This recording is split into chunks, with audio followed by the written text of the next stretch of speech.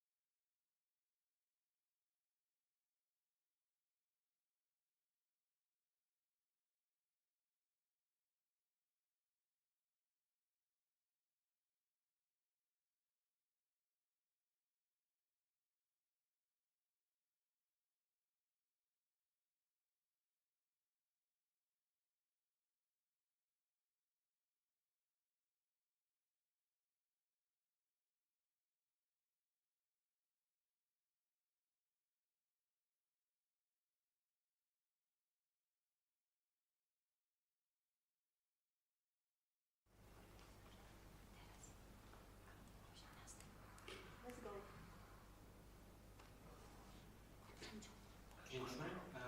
Dzisiaj chciałbym zaprezentować taki wykład, ale po angielsku. A to ja przechodzę na angielski język. So I will present kind of a part of my research to some extent about this paradox in the image and how image can be used to present some interpretations or how it could be coded and then later decoded in a different way. We'll take a look at some different aspects of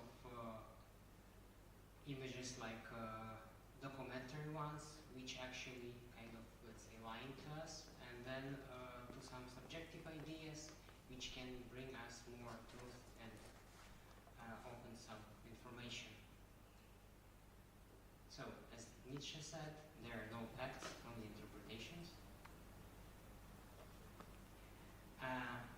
Yeah, here we have already the title of what you see. But just imagine if you would observe this rock and not knowing what is that. So what it would look like, yeah? Would you understand that this is actually a map? Because what we see is kind of maybe a scratched sun, yeah, and some hieroglyphs. Maybe it's not about the map, yeah, but this is what's the map of the world, as people imagined it. So, despite the fact that this image looks pretty abstract, it was used for pretty concrete use, yeah, depicting the map as people imagined it previously. Later, we have other maps. This one is maybe not very familiar for you, because for you it looks like upside down. Yeah? So here's the interesting thing about maps. All maps are political. They are not representing you anything kind of from which you could understand our planet. Yeah, you see borders. You see, if you live in Europe, you see Europe in the center. Yeah, so it's always centered. For Australia, Australia in the center. For China, China will be in the center. For Japan, actually Japan will be in the center. Again, like here, Australia and Japan States, presumably in movies you saw when their like planet is kind of in the image. There is always America. Yeah? So they are very political, and at the same time they are not representing the actual scale of land, because we have here this metric net, yeah? Which actually each of these parts equal to another one. And in the end, we have here kind of the map that is closer for our understanding, but not representing the real scale of things. Like Greenland is actually pretty small comparing with Africa. It's really small. Like if you will take a look at this map, it looks huge, yeah? In the left corner. But Greenland is very small. And then Russia looks huge. So what people in Russia think that this is a huge country. Yeah, of course it's anyway pretty big, yeah? And large. But at the same time, this shows us not as it looks like in real life. So again, something that we thought that is very concrete actually is very abstract. So these abstract things anyway to some extent help us to understand the world around us, but maybe closer in understanding rather than this map. Yeah? So each time we're developing our system to get closer to kind of reality, which is ungraspable anyway because it's in dynamic. Let's go further. What do you see here, if not to read the text? Wizje. Is there? Yeah, something like a spy hole from my projects which I presented at this museum. Could be interpreted like that. But this is Charon, this is a satellite of Pluto. And the thing is that this image is pretty concrete, yeah? But actually it was made by satellite. A lot of like 1 megapixel shots which were transmitted to Earth as numbers and then stitched together. So what you see is generated image of different stitched images together. So anyway, it's kind of closer to reality, but still this is totally generated image from many shots. What do you see here? Who could say it? Chair in reality and the photo of chair. Yeah, so here's Two the... photos of chair. Two photos? yeah, so what we Yes, actually... here's the thing. That we use two images on our monitors, our phones, that somehow we see the image and we interpret the image inside. That somebody said that we see a chair. So we don't see chair because there is no chair here. We see an image of the chair with the image of the chair and the explanation of what the chair is. Another thing, how we get into the images as we building them as reality. But this is just an image. Some moments about Roger Fenton and Robert Capa. Roger Fenton was among first photographers who depicted war. So the first war which was depicted was Civil War in the United States, and then Crimean War between Russian Empire, France, Great Britain, and Turkey. So, of course, those cameras were huge. It was impossible to depict some dynamics. So mainly they were portraits, some still images, yeah. Then aftermath, like dead people, because it would be enough of time to take an image. And what we see here an image with the text, with the title, The Value of the Shadow of Death. So it was made many years ago, yeah, more than pretty much old image. And we believe it, yeah?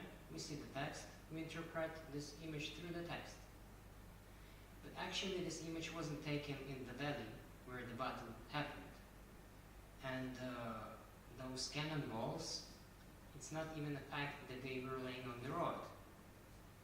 Because there is another image with no cannonballs on the road.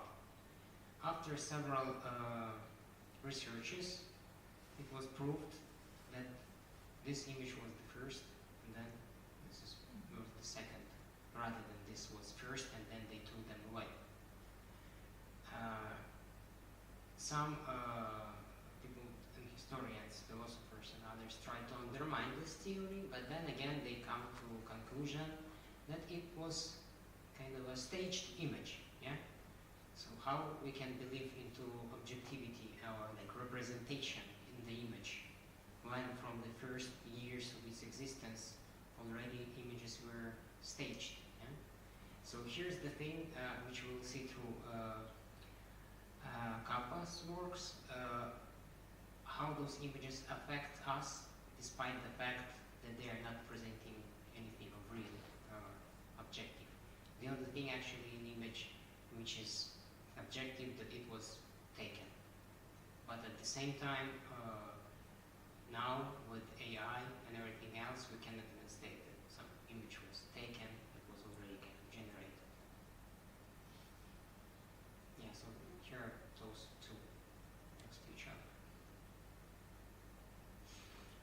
Robert Kappa, presumably some of you saw his works, and also if you remember movie Save Private Ryan, yeah? Kind of such dynamics in the image was used to represent reality, yeah? The dynamic of the battle. So here's the thing, it was used after seeing these images actually, but those images not representing real battle. There were several researchers checking the time when they were taken, when he arrived, at which, with which ship, like vessel, he got to the beach, and what was happening. So what we see here, we don't see any bullet traces anywhere. We see that photographer actually standing almost with his back to the front line, and while soldier is just laying in the water, yeah, photographer is standing with his back to the machine guns. The first question. Yeah? Then we see some people going to the seashore. And here's the thing, one of the images which was posted as troopers on the seashore. Actually, this is a brigade which was clearing the shore for upcoming troopers already after the fight. So we can see it by their helmets. Then on helmets we see that these are engineers. They are not troopers, not just common soldiers. In green you can see that there were wires with which they were creating this putting TNT and then blowing up all of those fortifications for new ships coming closer with soldiers or like ammunition and everything else.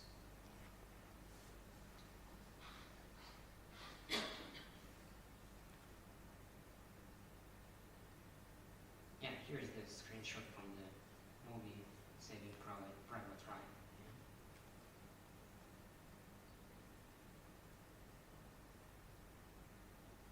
While watching this movie, anyway, this scene is pretty strong, and you feel like it's real, yeah? But based on not real information. So anyway, to some extent, we accept reality not through real things. And also, I will just mention a little bit about that, and we'll go further, that there was a question about his film rolls, because everything was destroyed and only 11 images survived, because somehow they stuck in a dryer, and it was drying this film so much that everything went down, melted, but how gelatin could be melted in the dryer? So there are a lot of questions, and actually the person who worked with the Kappa's film rolls, he said that it wouldn't be possible as it was presented. So presumably the story was created to strengthen the narrative, yeah, to present these works as like from the front line, and actually Kappa left the front pretty fast, just making some images and going back. Why? Because if he would stay for more, then he wouldn't have time to send images to the United States, so it would be printed on a cover of Life magazine. So here's on the forefront, yeah, coming the commercial part of it, yeah, and then iconic part that magazine should print images, they should be delivered first. So they're more iconic rather than, again, connected with reality. Of course, they are from the forefront, they're from the front, but they, again, as I will just repeat myself, not representing the real scene, which was under which text they were presented. Yeah. Another thing which happened not so long time ago, just a few years ago, Jonas Bendixen, a famous photographer who is part of Magnum Photos collective, as Robert Kappa was. They are kind of documentary photographers who are creating projects, traveling around and kind of making this documentary photography, objective images. But what he did, he found the book of Veles, which was written a long time ago as well, and it was fiction. But what happened next, that one of the people, like one person, found also the book of Veles and thought that this is original and wrote a scientific article of it. So then he put it into the context of something real, because already some scientific material written about that. So what Jonas Bendixen did, he took the original book of Veles, which was fake, combined it with this article, which kind of made, like, approved, yeah, existence of this book of Veles. And then for his book, he, like, at that point when he created his work, AI didn't work as fast as right now. So you needed to code AI, so it would give you, like, it would write information you need. So it wouldn't just like ChatGPT right now to type what you want. You needed to code by yourself the whole process.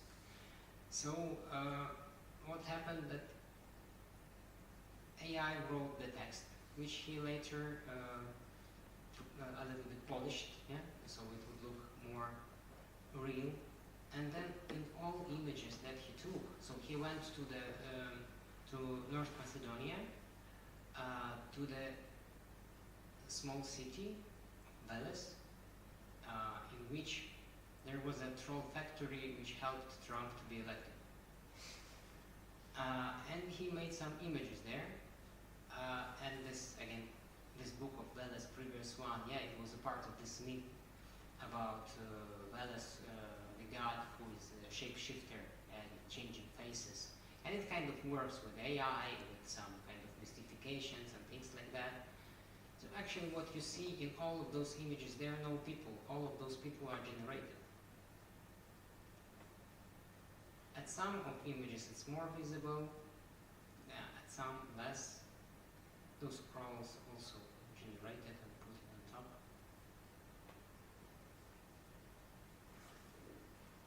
Yeah, so what he said, like, how long will it take before we start seeing documentary photojournalism that has no other basis in reality than the photographer's fantasy and the powerful computer graphics card?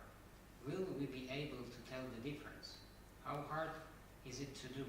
How skilled will our own community of photographers and editors be in sniffing out what are deepfakes and what is real? The story of Veles being a fake news hub is real. The story of the book of Veles, discovery and forgery, is real, but the actual content is fake. I I do hope that it will be seen as one step back, two steps forward, and that this project will open people's eyes to what lies ahead of us and what territory photography and journalism is heading to. Yeah? So already at the point of the mystification of Roger Fenton's work, we should understand that photography is not representation. It's, on my point of view, it's a field open for interpretations. And the only reality of it that it was just taken. Yeah? But here we see the problematization that still we use as images as things to trust into. Yeah? Even now with all of this, what happening in between Israel and Palestine, Russia and Ukraine. Yeah? A lot of you can just change the context, yeah, and everything will be presented differently. But if to generate images, it will create a totally other thing. So actually what happened further with Jonas Bendixen, he applied with this work for several prestigious festivals and was accepted. And then he needed to create a company against himself by himself. So he created bots with generated faces, which were the same faces of people in his book. So people would understand some connection, that something is wrong here. So the whole process of mystification was also hard, so to show people that they would understand that this is actually not real photography and this is kind of staged, yeah, faked work. Yeah, but again, there was a trust for him, yeah, as a skilled photographer, documentary photographer, but they didn't check it properly.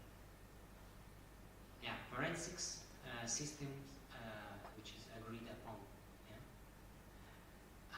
Working with the Łódź Police Department, I went through different procedures they are making, and for them, actually, the image cannot lie. Because image is objective for police investigator, forensic investigator. But what can lie is, or create false understanding of the image, it's subjective intention of a person who is working with this image. So the basic of the image is objective, because, as we said, it's an image. It's a fact. The only fact we know about the image.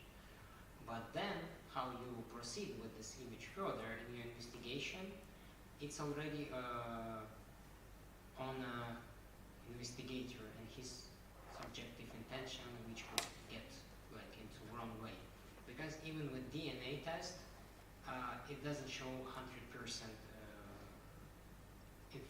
sure information. It was also made a kind of a very interesting research when the same examples of DNA were sent to different 10 laboratories, and with other samples of victim and person who attacked the victim, yeah?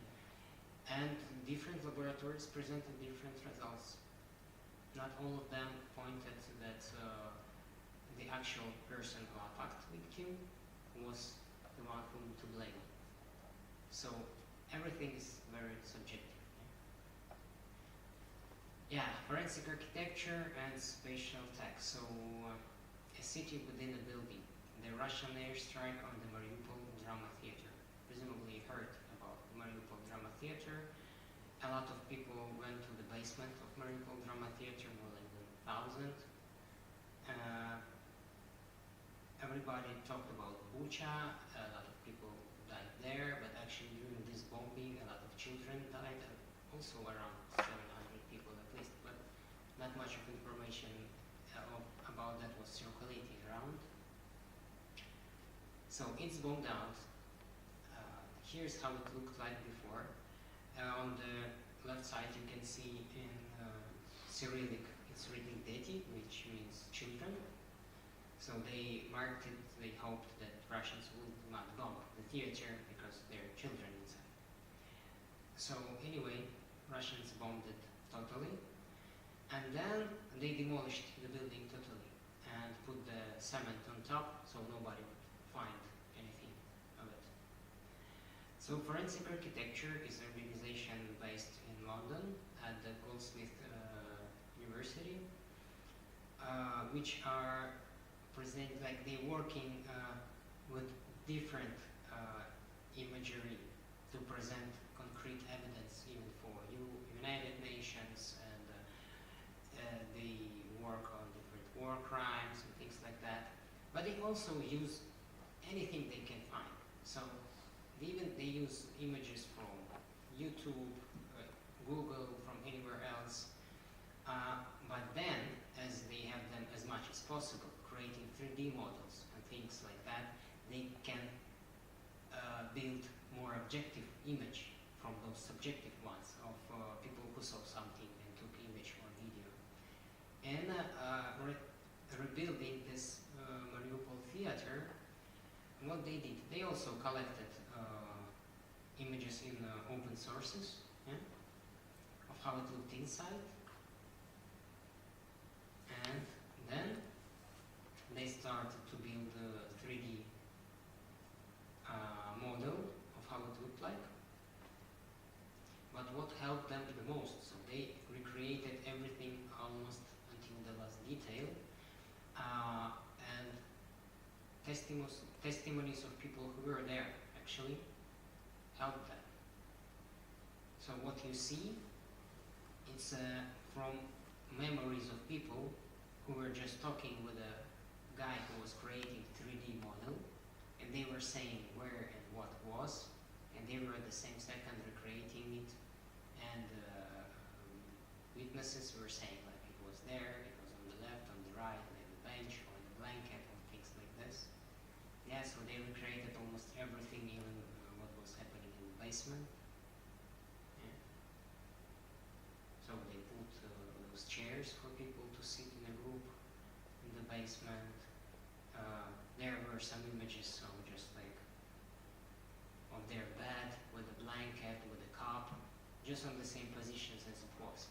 So in this way we see more kind of subjective information, yeah? Like previously objective information was shown subjectively, yeah, the map, the world, but through more kind of abstract like map, despite the fact that it looks more concrete. And here we are taking kind of subjective information from people, but creating from it objective testimonies, like objective image, yeah? Combining them all together later. So despite the fact that everything was demolished and erased on this place, people still hear these testimonies, and then we can rebuild, let's say, the crime scene. Yeah? To some extent, it recalls with a new project created for Muzeum Tatrzańskie Palace. Yeah? The memoirs from the palace, yeah, because we use testimonies, yeah, and put them on the wall, so but leaving more space for interpretation rather than just making a point of something concrete. Yeah, as I mentioned about Ukraine, Israel, Gaza, like Palestine, yeah, so Adobe at some point started to sell AI-generated images of war conflict. So these images are totally generated. They have nothing with reality at all. And Adobe company, Adobe stock, started to sell them for news or for own purposes. Who wants to buy it? No, believe me, like, there will be people who want to buy it. Like, you know that yellow press, yeah, people who want to speculate. Then it can be used for propaganda, anti-propaganda. It depends on which side you are, yeah, and which kind of beliefs you have, yeah. So of course we see here total devastation, and we think, okay, it looks like Israelis bombed out everything there. But these images are non-existing in real life. Of course, there is not the best situation there, but those images have no connection at all. Here some images, yeah, that you can buy in different sizes with extended license. Of course, later Adobe took them down and not selling them anymore.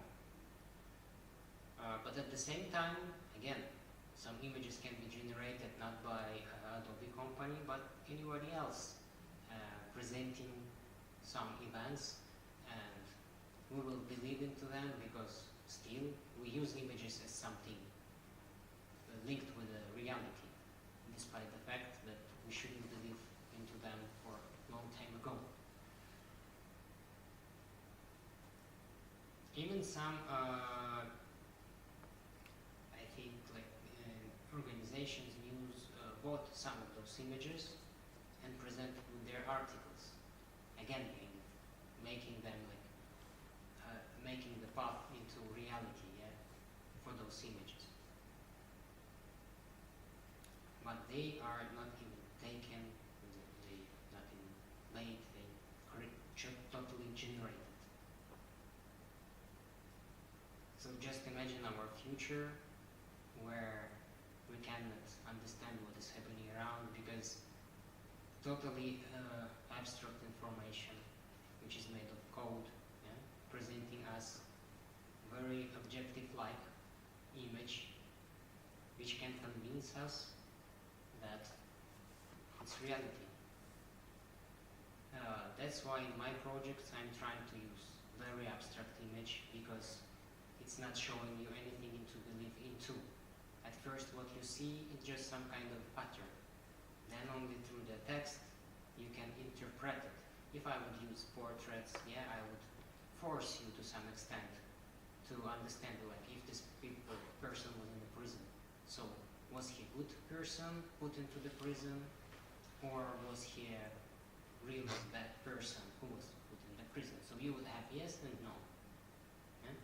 With my projects I'm giving you more opportunity to interpret and understand some things by yourself rather than just to, so long story short, you should not believe your eyes but believe your mind, yeah, of your critical thinking. You need to undermine everything you see and find information about that, and then to see it through your brain, through your cultural experience, through knowledge, yeah, rather than just to believe to your eyes, because then we can get into the problem. Yeah? That's all. Then there are some images from my projects. I can show you some, yeah, about the exhibition. Spy hole, prison soldier spy holes from different countries. Some of their presentations. Plastered Warsaw Uprising plastered bullet holes. So those bullet holes kind of as remnants of what happened in Warsaw, yeah. Then with some time they were plastered, so I'm not lying, just putting dry text, yeah, on top to it, but anyway, you do not understand what you look at, yeah, and then only this very dry text explaining to you and opening this field of interpretation, yeah, what you can think, what you know about Warsaw Uprising, yeah. So it depends on you what you will see, rather than what I dictate. So I don't want to dictate how it was presented in Vilnius in 2003. Yeah, and that's all. So I can go back to this slide. It was, I presume, short, yeah, pretty short. But I wanted to make it short and understandable rather than to talk for an hour. So use critical thinking. Don't believe your eyes at first, yeah, at first glance, and hopefully we'll find other mechanisms to understand and live in new world with new technologies. Anyway, we will use them for good, somebody will use them for bad, yeah, but let's concentrate to how we need to read the world around us in this new technological world, and like kind of a new matrix to some extent. Thank you very much.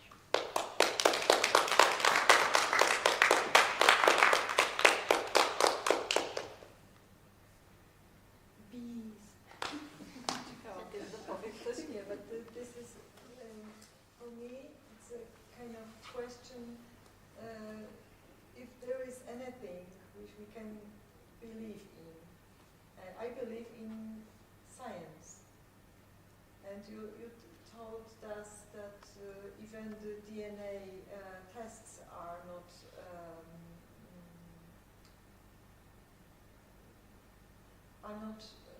okay in everywhere, in every laboratory, for example, yes, but they have to be. If they are not approved, yeah, they can be just manipulated some way. Yeah. So but this is a science, yes. Yeah. So as you said that you believe in science and we need to use it, of course. So everything we are doing is an attempt to get